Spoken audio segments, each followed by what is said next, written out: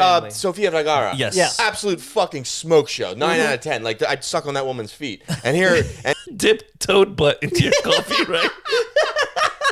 there's better ways. I mean, yeah, you might get something. You might, yeah. You also might get toad piss. Salmonella. I am. Let's do it. Welcome to the Sofa Kingdom podcast with your host, Nelson. I'm in. Ed? All right.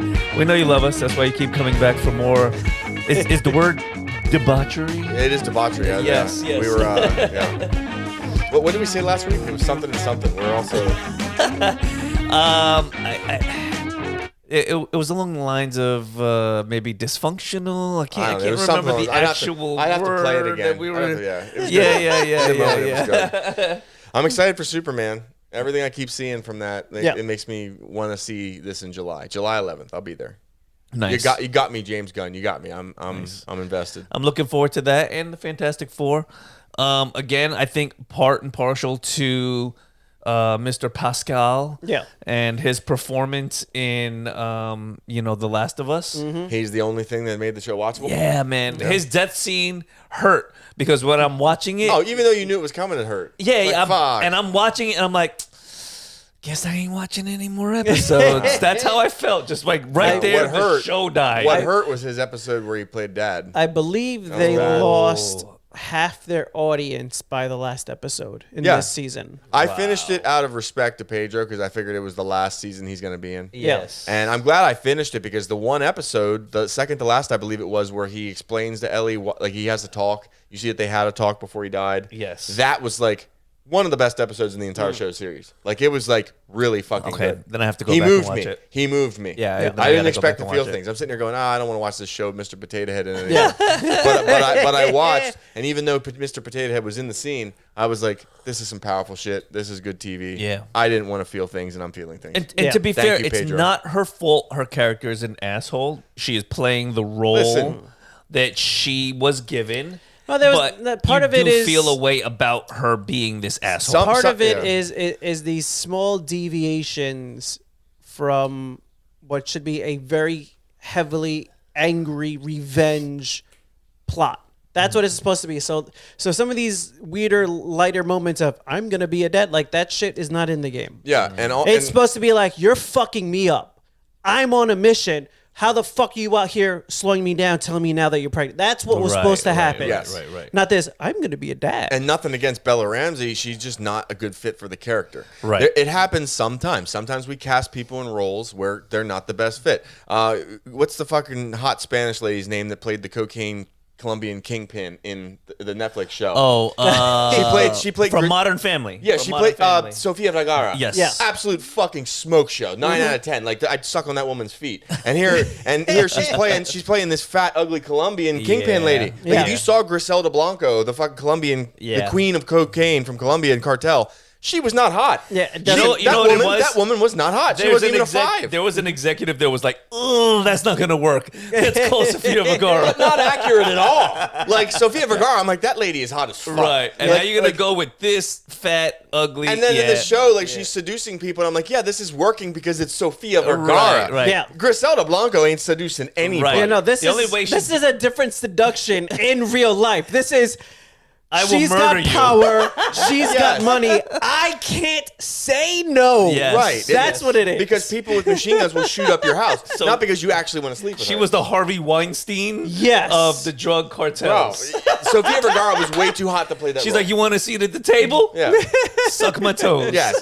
Fuck it. You line me up, bro. After a day in heels. After a day in heels, I'd suck them fucking Make me a cocaine mule. Is that the name of the episode? Suck my toes? Suck my toes. If you're make me a cocaine mule. Yeah. Listen, Sofia Vergara can do what the fuck she wants to. That's a beautiful woman. Oh shit! But that's it's a bad fit. Yes. Bella Ramsey as Ellie is a bad fit. Yeah. Sofia Vergara as Griselda was a bad fit, and we can think of other ones probably. There's just bad fits for roles. Yes. I mean, sometimes Nicolas Cage would have been a bad role for Superman. Even when you pick a character and they're supposed to be a certain thing 3-4 seasons down, and you're like, oh, they didn't grow to fit the role. It's like they worked in season 1. But like where you're trying to take the character and whether this person can take them, it doesn't work anymore. I'm very hopeful and I'm a fan, but I do not have high hopes for Liam as Geralt. I think Liam Hemsworth is not a good casting for Geralt of Rivia. Ezra Miller. The Flash. Yeah. He's not a very good Barry Allen. He's not. Yep. No, the kid from the CW would have been the perfect one to cast. It was like at the time, the guy that was playing in Smallville, he would have been the perfect Superman at the time. Tom Welling. Welling. Because if you watch Smallville, like he's got that Superman vibe. And at the time, too, like it was a very wholesome version of Superman. And he killed it. He was probably the closest thing to the original on-screen Superman. Yeah. As far as playing this, like, hey, morally, I have to live to a certain code. I'm here to help my friends. I love everyone. Like that was his downfall. His heart was too big. Yeah. In every episode, that and for some strange reason, everyone in Smallville owned kryptonite. Yeah. I do not understand how there was so much kryptonite. Lex Luthor gets a suspiciously a high amount of kryptonite. For what should be a very rare item, it is all. I mean, everywhere. A planet that everywhere. exploded. A planet that exploded, not even anywhere near our galaxy. Exactly. A massive piece really came to Earth. There was enough of them to mass produce school rings from kryptonite. Yes. To give out. That's how much kryptonite was in this city. All right, so Lex Luthor builds a fucking suit out of kryptonite. Yeah. How? Lex Luthor is a dick. I will tell you, there is a very, very underrated Lex Luthor that was played in the Lois and Clark show that they had that they moved to Max. There was like a season 3 Lex Luthor that came in, but he played this like really gritty. He was a genius, but imagine like the evil genius that's Lex Luthor. And he comes out of jail, and he wants this kind of street revenge on all of them. I actually have a tremendous amount of respect for Lex Luthor. When I recently did a deep dive into who's the richest people in comic books, I found out that Tony Stark is richer than Bruce Wayne, because Bruce Wayne's father was a doctor and a philanthropist, and Tony Stark's dad was an arms dealer. Yeah. So I think it's like a $9 billion to $12 billion. So there was no arms race. No. So Tony Stark is worth $3 billion more than Bruce Wayne. But, God damn. But Lex Luthor is worth $75 billion. LexCorp is worth $75 billion. Holy shit. And he, unlike the Wayne and Stark Enterprises, is self-made. Yes. He started LexCorp. He built it up with his mind. Pulled himself up by his bootstraps. Both of them inherited shit from their dad. Both of them. Yep. Yes. But I found out who the richest comic book character is, and it threw me for a loop because I did not see it coming. I will give you guys a clue. See if you two can guess it. It is a Marvel character. It's a Marvel character, the richest character. And it threw me off. And when they explain why, it made sense. But I'm like, holy fuck. Damn. Richest Marvel character. Oh, is it going to be Black Panther? Boom. Yeah. It's T'Challa. Wakanda forever, bro. Because the world's entire supply of vibranium lies below Wakanda. They have a mountain of vibranium, and it is worth estimated trillions. They can't even put a number on it. They know it's trillions of dollars. Damn. And because T'Challa is technically the king, not the president, the king of Wakanda, that vibranium is his. Yep. See, he is worth more than anyone. My guess, even though we already know it's T'Challa, I was gonna go with Captain America. I was like, maybe he had some war bonds, right? That interest adds up. Yeah. It does. He invested in Amazon. You know what I mean? Maybe he told Peggy Carter, invest in IBM, and then he's frozen, right? And then he comes out and he's got some money in the bank. Bonds. You know what I'm saying? Yeah. No, I thought it would be someone crazy like Scrooge McDuck or something. But it's not. But I was surprised that you could add Wayne Industries and Tony Stark Industries together, and Lex still got him beat. Yeah, that's interesting. I've been watching a stupid show, and I'm gonna tie this into superheroes. Because one of the most important character powers in superheroes are breaking the fourth wall. Yeah, I believe it is. Yeah, they talk to the audience. In Marvel that could do it that I know of: Deadpool and She-Hulk. Yep, they both do that. Yes, they break the fourth wall, and apparently that's a very big deal, right? I believe you said Popeye kicked the shit out of his artist. Popeye has beaten his own artist at fights. So that puts him in that category. So has Cosmic Armor Superman. Yes. It puts your character in a different level. Yes, completely. Yes. So another character that breaks the fourth wall, Malcolm from Malcolm in the Middle, talks to the audience all the time. I'm like, this motherfucker. Well, if we're going there, then Zach from Saved by the Bell. Yes. As well. Yeah, I mean, if you think about it, when you add that to it adds layers to the superhero. It does. Because like Popeye, Death Battle helps me on all this. Because Death Battle, when you watch, they actually do a good job of breaking things down and diving into the science of things. And Popeye like encountered a being in his world that is perceived to be God and defeated him in a fist fight. Right. So it's like he's a sailor, but he eats vegetables and gets cosmic power and defeats God. It's like, wait a minute, like what kind of a sailor is he? Like what? That's pretty fucking crazy. There are people that propose the Joker. He doesn't break the fourth wall, but he's aware of it. Right. And that's why he does what he does, because he's aware he's a character in somebody else's universe. Yeah. I mean, but if you give Batman enough prep time, he'll find that fourth wall. Yeah. And he'll break it. I saw some dumb shit the other day, and it was like it was 3-on-3, and like it was like the team on the right was like Batman, Wolverine, and the Punisher. Okay. And the team on the left was like fucking Galactus, Doctor Doom, and Thanos. bro. And it says, but the team on the right has 1 year prep. And like the number one comment was like, yeah, time to fucking like get their will filled out. Like what the fuck? He's like, there's not a universe. He's like, there's not enough fucking prep time for Dr. Victor Von Goddamn Doom. no. There's not. No. Like God Armor Doom. There's not enough fucking time. He is so goddamn strong, Dr. I'm Doom. a huge fan of Wolverine, and he is, when you go through some of the comics, a very well thought out, logical thinker for long term planning. He ain't winning. No. I'm sorry. I don't care how much time Batman has. The power scale is too fucking imbalanced. Thanos had the glove on. Like it was like he could turn the adamantium to cheese. Like there's nothing you can do. I mean, So I'm going to show you this leak. At best, Wolverine used one of the stones for a little while for teleportation. This is one of the leaks, since we're speaking of Doctor Doom, for Avengers Doomsday, that I felt was pretty actually cool. This is definitely an on-set photo. There were some set photos Mr. Tony leaked. Stark that leaked. That's Victor Von Doom. He's Victor Von Doom, but he kind of is, I don't know, man. Those are Odin vibes, right? Like if you throw an eye patch on him right there, yeah. Yeah. Now, another thing, speaking of superhero characters, they were saying that Thanos and Hela, right? That's Thor and sister. Loki's sister, didn't come out until Odin died, proving that Odin was the most powerful, keeping them at bay. Yes, character until he passed away. Odin is one of the most powerful characters. He's an elder god. Yeah. He's he sacrificed his eye to get all that power, and later when Thor becomes Rune King Thor, he gives up both his eyes. But then again, after he does that, he doesn't fucking need eyes because when it was explained to me by someone who knows a lot about comics, he said he sees all things before they happened, as they are happening, and as they will happen. So he doesn't need eyes. Like he will never run into anything. He's Dr. Manhattan? Proper omniscience. Kind of like Dr. Manhattan. Omnipotence. Yeah. Did I just say the right word? Yeah. No, listen. He Rune King Thor is on that level. Yeah. You could say that Prime Odin and Rune King Thor are similar in power levels. So that's pretty cool, though. It is. But once you start, we're getting to a point now in the Marvel universe where we're gonna have to start bringing these characters in the fold. Like Null, we saw snippets of him in the Venom thing. Yes. Sentry now, we have Void Sentry. Yes. Like we have characters here now that are universe level threats. Yeah. Franklin Richards is going to be in the next. Yes. Yeah. But they fucked up.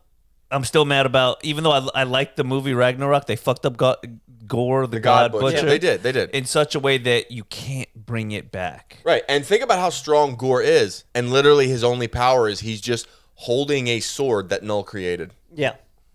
Null is a bad motherfucker. Null is a bad motherfucker. Yeah. And in the one version, so with Sentry in the Void, he pulls the Void out of Sentry.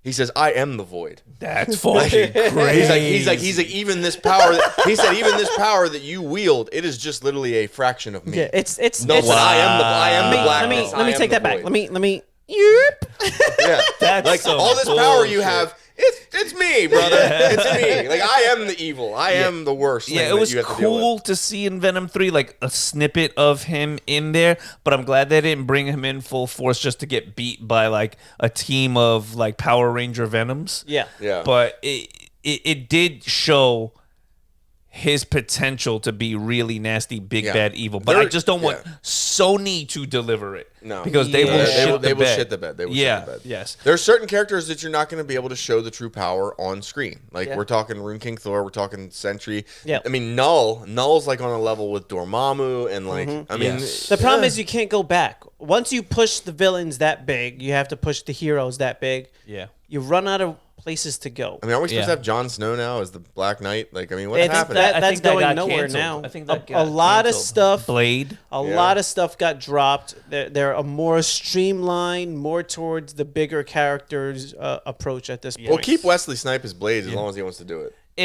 If Marvel said tomorrow that they want to reset the universe after this next set of like they could have reset the universe actually with Fantastic Four. Let's bring it back to the 1940s. I think if they're going to do that, they vibe, and then kind of I say bring it back. If you're going to do that, go big, Secret War, reset. That's what you got to do.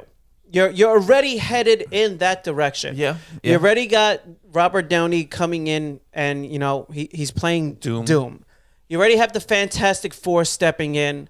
I mean, at this point, set it up. Just go straight, full on into massive Secret War. Reset the whole fucking thing. What about this other thing that I'm hearing that's pissing people off that actually is true? I thought was a joke, but Barbie's Ken will be playing T'Challa.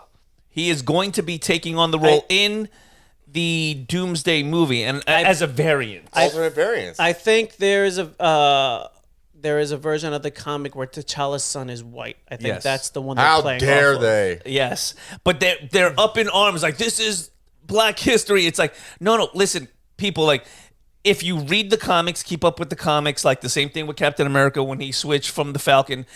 Some of these things are either variants or just temporary. It's a speed bump. Did anybody watch the Ironheart trailer? Oh God damn it! I have not yet. I have not yet. I think. Please tell us about it. I heard her say, "I want to be iconic." Am I next? All right, Ian, give it to us. I can't really give it to you, but go watch it for yourself. My prediction: steaming pile of shit. Yeah. I think they were holding on to it. I think they were just waiting for a time to flush it, and I think it flushed, and here it is. It's a contract thing. At a certain point, certain contracts they're stuck, and they have to put it out. They know it's gonna fail. The trailer. They tried to doctor up, make it look good. The trailer, that bad. You see through it. Steaming pile of shit. Like you know that feeling you got in your gut when the Madam Web trailer dropped? Yes. Yeah. That's same familiar feeling. So I did watch it, and I did watch the other one, Craven. Madam Web, Craven. You're braver than I am. I've given up on Fox's boring days. And I sat down. I was like, fuck it. Let me watch it. Craven had moments. Yes. Mm-hmm. It was upsetting because it could have been a really good movie. Yep. But they fucked up a bunch of things in it that made it a bad movie. They had no direction. Yeah. Madam Web, hard to watch. Yeah. So hard to watch. Here's a superhero movie about... Some people are calling that the worst superhero movie ever. I can say yes. They say it's that and Morbius. They're like fighting for it. It is. It is the what is that movie from the TV show from Star Trek that we hate so much? Andor. It is the Andor Star Wars, of superhero movies. There are no superheroes in a superhero movie. It's like, what the fuck are we doing? Well, it's hard to make Andor. I get it. Cassian Andor, he started the rebellion. It's just hard to make a Star Wars show when you have no fucking Jedi. Right. You have very little alien life forms. Like it's like they had the one real big guy that was like security. But it's like sprinkled them in for like 30 seconds. They should have added a Jedi in. It should have been. It should have been just like fucking heist. Just they're just racking their way up to get to the big heist. That's what it should have been. Or sprinkle some kind of crazy alien bounty hunter, or sprinkle in some kind of force user. But you can't have this universe that all this it's supposed to be fantasy and science fiction melded together. That's what makes Star Wars beautiful. Yep. And there's none of it. Yeah. Space Wizards. It's supposed to be Space Wizards. There was only one episode. I watched Space Wizards. I watched it all the way through. I watched every episode of Andor. I heard the second season's better. There was one episode in the second season where I was like, damn. It was a massacre that they did. And so they had stormtroopers. There was no hero to be found. It was just, this is the reason the rebellion took off, because of this crazy massacre that they plotted. But the problem is, it's 2 seasons for a 1 episode payoff, to me, isn't worth it. So, right? Question: Cassian Andor starts the rebellion, right? He's nothing. He has no relation to the forest moon that the Ewoks live on, right? That's Correct. Endor. Correct. That's Andor. Oh, okay, good. That was throwing me off. And bro. so he doesn't I was start. like, why'd they name that moon after No, him? He doesn't start the rebellion. There were other characters that started the rebellion. Because the one guy does have a badass speech where the guy's like, "What are you giving up?" And he's like, "Peace, sleep, my life." I can't even paraphrase it right now, but the speech he gives him like that. Thank you. That's the only good scene in this whole episode, but it's one hell of a fucking scene. So it's like that speech that Timothy Chalamet gives in Dune 2. Yes. We're like, even though you're sitting there in the theater, you're like, I would follow him in the battle. He's like, I'm building a world I'm not fit for. It was Stellan Skarsgård. Yes. Listen, any speech from that motherfucker. I'm telling you, he's also in Dune 2. He's a bad motherfucker, man. His voice, I almost want to find his kids are both fantastic actors too. Find that speech real quick. He plays a really good role in there. The whole thing is that Andor becomes this unlikely, reluctant hero that everyone follows. Right. He just is. He was a piece of such shit a in the first lucky season. motherfucker. He was a piece of shit in the first He's season. a piece of shit, but he gets the job done. He owed everybody a lot of money. He did. I found it. Should I put it on real quick? Can we play it? The monologue. We can't. Well, I'll have to cut it out. Yeah. So then probably not. I don't know. I mean, we is can it play gonna be it. like a weird silent? We'll listen to it after this. Yeah. We'll all listen to it together. It's if you want to listen to it, you fucking look it up. We'll have that do it for you. It's worth taking the 1 minute and 30 seconds for his speech. Good. Yeah, Well, there you go. okay. Listen All right. to it. Also, if you haven't heard Timothy Chalamet's speech from Dune 2, you should watch that fuck whole that movie guy. too. So Wow. no, but it really, honestly, it was like 2 seasons to a 1 episode payoff that led to the next movie, right? Yeah. If you just skipped and watched just that little last episode, that's all you really needed. Listen, That's all you really needed. I respect that there's people that like Andor. They're really deep in the Star Wars lore and everything, and that's fine. But not everything is for everybody. And I've decided that Andor is not for me. I agree. I can't. I'm a completionist to a fault. Like I'd rather watch the Samoan guy in a back to tank. I would. I hope. Well, I mean, the fact that I made it all the way through Boba and I haven't even started Andor season 2 just tells you exactly. I'm glad. I'm glad I did make it through Boba Fett because once the Mandalorian started showing up and they were in those gunfights out in that, I was like, this is fucking great. Yeah. Oh yeah. I'm glad I stuck around. Yes. Once the Mandalorian came in, the show was saved and it was amazing. Once again, Pedro Pascal just fucking slinging dick. He just shows up and fucking owns shit. Yeah. He's bad. Everything's better when Pedro's around. Yes. I tell you what. I love that man. If they took The Last of Us and gave Pedro Pascal baby Grogu for like an episode or 2, I guarantee you nobody would have complained. They would have been like, this is out of continuity. What if next season, like, Pedro Pascal is Ellie? I'm in. I'll watch it. I feel like I would watch it. Put him in a wig. I believe the next season is going to focus more on a different... Yes. That's what I heard. Have you seen Pedro Pascal play Super Mario? Yes. On YouTube? Yes. Oh, yes. Okay. Saturday Night Live. Yes. No, Saturday Night Live. Yes. That's fucking great. That is fucking amazing. Yep. It's a movie I would watch. It would. I would watch that. Yes. I'd watch Pedro play anything. Yeah. At this point, like, the man isn't everything, but I will say I am not fatigued of him yet because the man can act his ass off. He still does good enough where you're like, I'm still here. He's not phoning it in. Yeah. He's not the same character and everything. Yeah. He is a different thing. Like, when I heard, he doesn't strike me as a tough guy. So when I heard he was playing Joel before the first season of Last of Us came out, I was like, ugh. Right. Joel's a gruff, rough, tough, but he nailed it. Right. He fucking nailed it. Yeah. And I was like, okay, I can watch him in anything. You know what it is he plays this character like he is a man of circumstances. He had to be that way to survive. So not necessarily the tough guy, but he was a survivor that had to be like, I have to be this cold and calculated he became that guy. to survive. It's the same thing that could be said in Fallout. Yeah. The character that becomes the ghoul. Yes. Fucking fantastic. Yeah. When you go back into his life, you're like Walter Goggins. Walter Goggins. You're like, he's he great was and just everything. a regular dude, and he loved his kid, and he worked a shitty job because he was an actor. Because he had a kid and had bills to pay. do his shit. You know, a lot of women think Walter Goggins is like a complete sex symbol, and it's not necessarily his looks. It's his mannerisms it's how he and the way carries he acts. himself. And apparently in real life, he's like a fucking out there dude. Yeah. Like he'll wear like a fucking weird long like trench coat dress thing to the awards ceremony. He like fucking poses. Bro, I bet you he's like Prince. goddamn, like he's like Prince. The dude, I guarantee women loved Prince. yeah, he was as close to the other side as he would. I see that. Some really, I wouldn't hang out with Prince. I guarantee you, Prince could fuck me, and I wouldn't know. I'd be like, hell no, I ain't going near that guy. Some artists are really out there, like the captain of Deep Space Nine. If you watch an interview with him, you're like,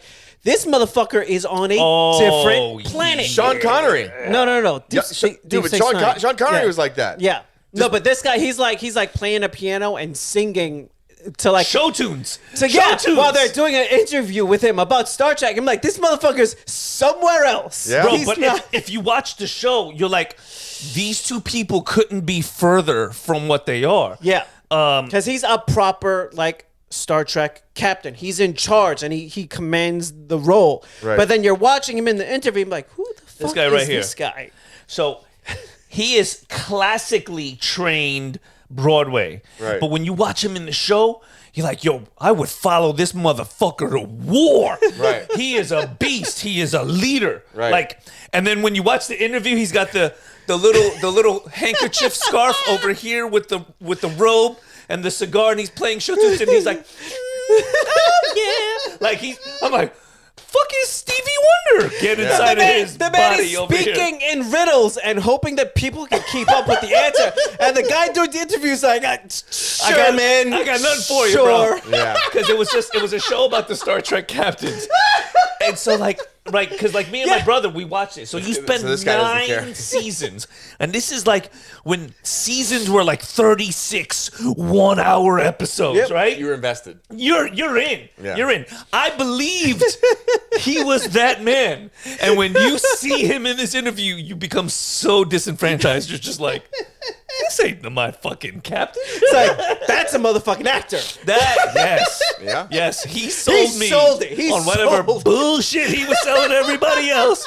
I bought that motherfucker. Yeah. I would have bought a bridge in Paris from that motherfucker. Well, it's like the guy who plays Gandalf. The guy who plays Gandalf in Magneto, Ian McKellen. Yes. Like, if you ever listen to an interview with him, he's gayer in hell. Yep. Yeah. I mean, he fucking don't act like that at all. No. Like, but he's a badass he actor. is. He's an amazing actor. He's But then a when you watch him in real life, him and Patrick Stewart are like best friends. Yep. And like Ian McKellen's gayer and shit. Yes. Gayer and shit. I mean, it's like, But you know what? You gotta love that. There's do. a part of me that respects that you are such a phenomenal actor that I bought everything you were selling. Hook, line, and Kudos sinker. to you. Hook, line, and sinker. You know? I couldn't even think of Gandalf as anyone else. I can't. Yeah, do that's it. That's him. That role's done. Like, you gotta retire that shit. Underworld. I'm looking this up because I watched an interview. I'm trying to find the name of the Actress? actress Kate from Beckinsale. Kate Beckinsale. Yeah. What a bitch. Really? What a fucking asshole. She is a cunt.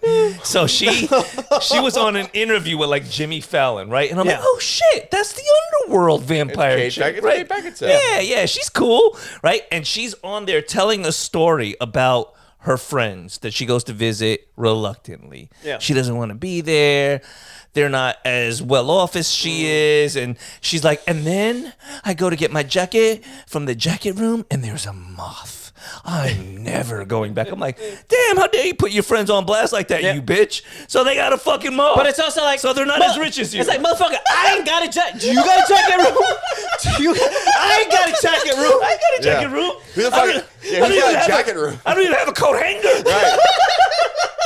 And you're gonna be like, this bitch with the jacket room had a moth, never going back there again. And you can see it on the face of Jimmy Fallon, like, wow, yeah, like laughing, but like, you're a bitch. Yeah. And you put your friend on blast for everyone to hear that shit. If you got, I think if you got a jacket room, you're doing pretty good. Yeah, bro. I think you've done well. Yeah, bro. Look, if you got a jacket room and that means you got enough feed, people coming to your house with jackets, and you can feed a family of moths, you're doing all right. Right, You're yeah. doing all right. Those are extra mouths to feed. Yeah. You know what I mean? God forbid a moth made it in the house. And fucking, what the fuck? Like, holy shit. Let me tell you lady. something. I one time had a bag of dog food. Right. That came with moths. And it took me a month to get rid of those motherfuckers. Yep. Because by the time I realized, they were already in the fucking pantry. It's too late. So That's bro. it. They're everywhere. I had to empty the fucking pantry, actual mothballs work. They kill those motherfuckers. They have a purpose. They really, really do. But by the time, like, it was like, I'm like, every now and again I'd open up and I'm like, oh, where the fuck is that moth come from? Maybe from outside. Kill it, get rid of it. And by the time I found it, like, I went into a bag of dog food that I just had sitting in the back, and that's why I stopped buying. I bought a big Tupperware. Yep. I get one bag at a time. I was like, I'm going to save time. I'll get 2 bags. Yep. And this bag was just fucking manifesting moths like a motherfucker. I was so mad I brought it back to PetSmart. I'm the type of guy that's like, I'd rather just throw it out than make a return. Yeah. In this case, you're like, no. No, I'm like, you motherfuckers are getting some moths. I'm Kate Beckinsale. You're the Mothman. And I'm coming to fucking pay back. This is for you, bitches. But I didn't know that actually happens in some of those foods because they get stored in these warehouses. In particular, like dog hard food and shit like that it happens to. Yeah. So yeah, I don't know. The fucking shit that Sierra buys our cats, it's like better than the food I eat. So like my cats eat better than some of the fancy refrigerated food and whatnot. Fuck, dude, like duck liver and like my cats eat ridiculous shit. Like I don't even want to know how much. Well, they were on the Nile, right? Cats were pretty much like Egyptian pets, like of royalty. The gods, they not? They're supposed to be able to see the dead. Yeah. So they've always been held in high regard. I think in the mummy is afraid of cats. Yes. When he sees cats, he freaks out because they're supposed to be able to see the soul and like they're the heralds of the underworld. Yeah. So cats in mythology usually have a pretty good stance. They're a lot higher on the hierarchy in mythology than dogs. Yes. So, although if you're a dog person, that's fine. I just, I live in an apartment, so cat guy. Yeah, cats and I would say ravens are up there as well when you're talking about like creatures in mythology that are toads. Wolves. Toads are also things associated with the occult. Yeah, just don't kiss them. Listen, I kiss toads, man. Don't kiss a toad, man. Whatever. Just don't kiss the one. You start hallucinating and think it's a prince and take that bitch home. Well, no, those people are dumb as shit. Those are people that lick toads. Yeah. And then they get the fucking poison in their bloodstream. And then, you'll hallucinate. You also might die. Yeah. So, let's not do that. Effective dose and LD50. Be careful. There's safer ways to trip. Okay? Yeah, like if you had a cup of coffee and just dip toad butt into your coffee, right? There's better ways. I mean, you might get something. You might, You also might get toad piss. Salmonella. I imagine those toads are covered in bacteria. I imagine. Don't lick toads. Yeah, I don't think they're known as clean creatures. No, they hop around with dark and wet wherever it's dark and wet. Yes, so, yes. There was a cat that was visiting for a while there, and when we'd leave out cat food, those fat frogs, I'd come outside. That's why I stopped leaving it, and then I would just do it, indoors, bring the cat in, feed and everything. When I left a little bit outside, I'd come out and like 2 fat frogs just chilling in there, legs up, eating cat food. Hey, get the fuck out of here. They probably appreciated you. They did. Yeah, they'll eat whatever they could get a hold of. Yeah, the only downside of that is like then like you probably got to throw the fucking food out. Nature, poison all over them. Nature is a lot more flexible than people like to give it credit for. There are plenty of herbivores that when birds get caught in nets, will eat the shit out of those birds. Like, we are carnivore today. Yeah. You're there. Well, I'm hungry. You're dinner. It's survive or don't survive. And in those situations, things get fucking crazy. I've seen squirrels eat chipmunks, like all kinds of crazy shit. Chickens are little fucking dinosaurs. Yeah, they are. They'll eat rats. Yep. Fucking mice. Those fucking chickens eat. They will pile on anything that's moving, and it is dinner. I watched a gardener snake one time. They don't eat humans just because they're like, you're too big. Yeah, I watched a gardener snake slither into a chicken pen one time when I was a kid. Right? Dunskies. These fucking chickens were not afraid of this snake. They ran up to it, began to peck the living fuck out of it. Yep. And then what would happen is chickens don't chew. They swallow things whole. Right. So they're pecking the fuck out of the snake, and then one would bite it, pick it up in the air, start to fucking swallow that bitch. As it was swallowing it, another chicken would grab the fucking snake's tail, rip it out of the other fucking chicken's throat, and then start to swallow it. And then as that's being swallowed, a chicken would run up and bite the other end. And this happened for 5 fucking minutes. Oh, man. This chicken just being repeatedly pecked and swallowed and then ripped out of the other chicken's esophagus. And I'm like, dude, what the fuck? That sounds horrendous. Yeah, that snake had a horrible goodbye. That's a very long way to go. He died for a long time.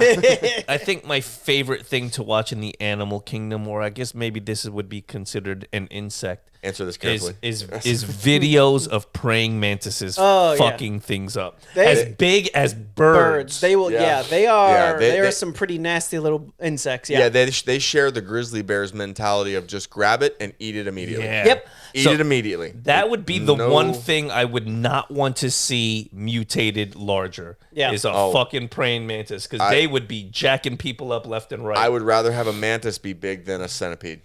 Really? Centipedes scare the living shit out of me. Really? They are horrifying. They're just kind of creepy. They are just armored, spiked leg, venomous on both ends. Oh, they are venomous. Oh, dude.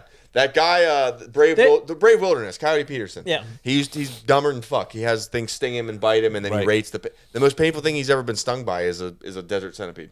Really? He was fucking crying. I thought it was the red ant. There's a lot of very venomous insects, and it just so happens it's very difficult or nearly impossible for them to bite a human because of the density of the skin. Right. So it's used on smaller creatures, but if they were bigger, they would be serious problems. There was a species of centipede that used to exist in the prehistoric time it was in South America, thank God. Yeah. But they found exoskeletons of it and fossils and shit, and it was like 6-7 feet long. Really? And I'm like, I'm glad that thing's gone. Yeah. I'm glad it's gone. You wake up with that thing crawling over your foot. It would eat That's you. spooky. A 7-foot centipede would eat us like what you see in King Kong. Yes. Yeah. Fuck all that. Those bugs were fucking insane. Fuck all that. I think I was afraid of red ants. I don't remember what movie or TV show I seen. It might have been MacGyver. I think it was MacGyver. He's in the jungle, and it was just like They the just eat red the guy. ants. Yeah.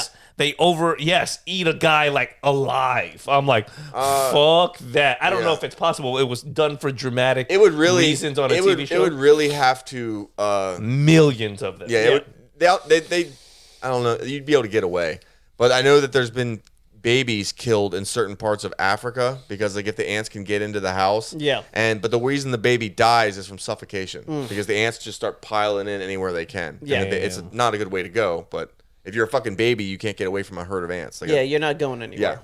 Yeah. But me and you, it's gonna suck getting bit by army ants, but we'll get away. Yeah, if anything, your body might just go into shock from the amount of bites. Bro, I was right. MacGyver, Trumbo's World episode in 1985. Damn, I was like, hey, fucking MacGyver. All right, not too bad. You know what, Eddie? End the fucking episode. I'm a genius. They did it in The Mummy as well with the scarabs. Oh yes, the scarabs. Yeah, but this was the scarabs were bigger. They're bigger. Thank God they don't exist either. Oof. Yeah, fuck those scarabs, man. There are some pretty sizable beetles, though. There are some that are like the fucking palm of your hand. Can you imagine if they just swallowed flesh really quick and just ripped you apart? I mean, that'd be a shitty way to go. It really, really would. But imagine dying by millions of ant bites. I think you would go into shock first, though, right? Well, yeah, they used to kill people by like burying them in the desert up to their neck. Yeah, that's not a good way to go. That sucks. But it is funny when you're watching it in the scorpion. I bet you that you end up suffocating that way. They're just crawling in wherever they can. In your nose and mouth, into your airway. Yeah, that's a terrible way to die. You can't close your nose. Yeah, no, there's not a good. Even if you keep your mouth closed, your ears and your nose, they're still open. I think the only worst way to die would be the blood eagle on Vikings. Ooh. Yeah, that's not a good way to go. No. Yeah. Pull your lungs out your back. Hold these up, but if you scream, you don't go to Valhalla. Ooh. Guess who's not going to Valhalla? This guy.